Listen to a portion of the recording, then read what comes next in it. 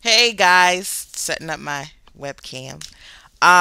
Today I want to talk about, or I should say, continue talking about information entrepreneurship. And before I even go into how to do it, which is what I did in another video, um, in another respect, how do I do this? How can I afford to be a work at home mom, an entrepreneur, on the net? That might be a question that you have. Uh, I'll give you a couple of ways, or I should say reasons, or whatever.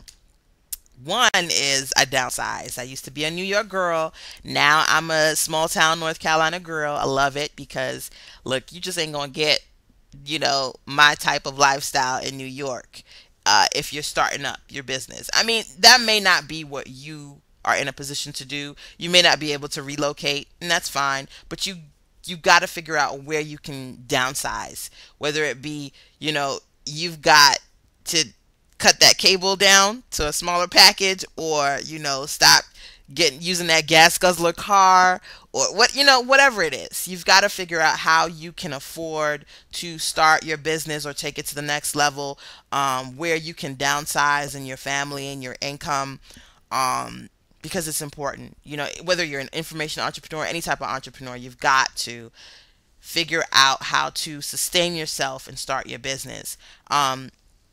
It's so important. I actually talked about that in some other video I did for Working Web Women on being a work at home mom. And when I started out with a savings the last time, but that wasn't the first time. The first time I started out and I was in survival mode, it sucked. It sucked because I started out with no money and no income coming in, and I was like, okay, I'm starting a business and I need the money now.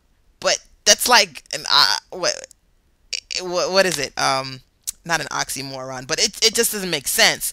A business isn't going to make you money when you're starting it. You've got to invest in it into the beginning. So if you start a business in survival mode, you're like, well, any money you get, you instantaneously need to pay your bills. Or, a couple of bad things happen. You end up in that space where when people pay you for something, you go and pay your bill, and then you're like, damn, I gotta work now. So it's a struggle to work because your main concern is making money. Or when people come to you and say your initial package price was $300, and you're like, a customer, and they start acting a little bit antsy, or like they're going to walk away, and you're like, okay, okay, I'll do it for 50, I'll do it for 50. Like, those are the things that happen when you start your business in survival mode. So if you've got to be a side hustle sister in the beginning and work your business with the 9 to 5, you got to do it. Or if you save, I talked about corporate girls. If you can put aside a chunk of money to start your business, great.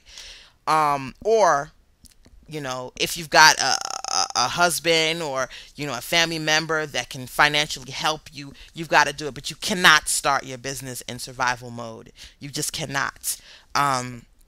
So for me, it helped to definitely start my business when I did have a small savings, very, very small, but I did have a savings to start. I did have, like I said, I downsized, relocated to a place that was a lot more affordable for me to be in. And so, I didn't have to stress myself out. I didn't have to say, my prices were low, but that was a whole other problem with me. That had nothing to do with me begging for money or chasing cash.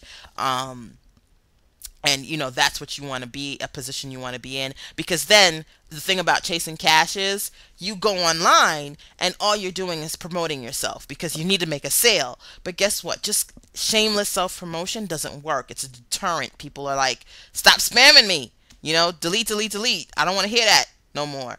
But when you are not in survival mode, you have a position to grease the wheels. You got a time to meet people, work with them, build your expertise level. And these are all things that I talk about and I teach you how to do on the Women of Color Coach, or when you join me on the Sister Sense challenge, sistersense.com. And the challenge is all about the challenge of being an online entrepreneur, and it's a free newsletter that I do on Sister Sense, sharing my tips on how to be an online entrepreneur. You gotta be in a position to do that when you're struggling and you're hungry for money. You can't do that. So really and truly, like I said, you got to have some type of financial comfort to start. Um, you got to have support. And my hubby, I know he is so annoyed at me all the time because I'm a hardworking web girl, and so sometimes I really need to stop and focus on family, which is, it's a challenge. It's a challenge, but I do it. At least we got our movie nights and our family nights, and we sit down as a family and chill. But that's my personal stuff. I ain't even getting into that. What I wanted to say about the hubby is that he was the person who believed in me before I believed in me.